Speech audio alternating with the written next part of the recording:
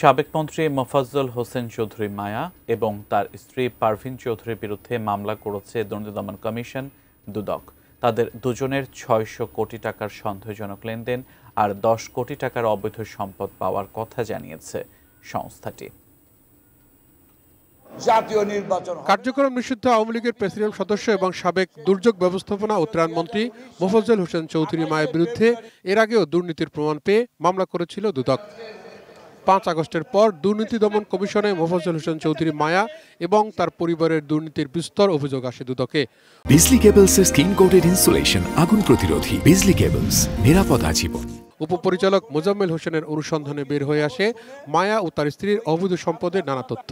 255 কোটি 25 লক্ষ টাকার বেশি জমা এবং 255 কোটি 12 লক্ষ টাকার বেশি অর্থ লেনদেন করে অস্বাভাবিক ও সন্দেহজনক লেনদেনের মাধ্যমে মানি লন্ডারিংয়ের অপরাধ সংগঠিত করায় তার বিরুদ্ধে দুর্নীতি দমন কমিশন আইন 2004, দুর্নীতি প্রতিরোধ আইন 1947 এবং মানি লন্ডারিং প্রতিরোধ আইন 2012 সংশ্লিষ্ট ধারায় একটি মামলা রুজুর সিদ্ধান্ত গৃহীত হয়েছে। এদিকে রেলের লাগেজ ভ্যান প্রকল্পের নামে সরকারের ৩৫৮ কোটি টাকার ক্ষতি করার প্রমাণ পেয়ে ৬ জনের নামে মামলা করেছে দুদক।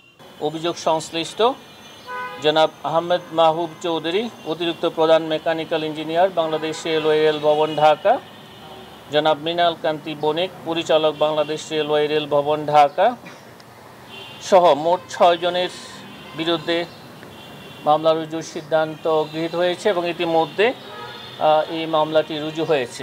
ঢাকঢোল পিটিয়ে 2023 সালে এই প্রকল্পটি উদ্বোধন করেছিল ক্ষমতাচ্যুত আওয়ামী লীগ সরকার। 125টি লাগেজ ভ্যান ক্রয়। Towhid Sourav, ATN news, Dhaka.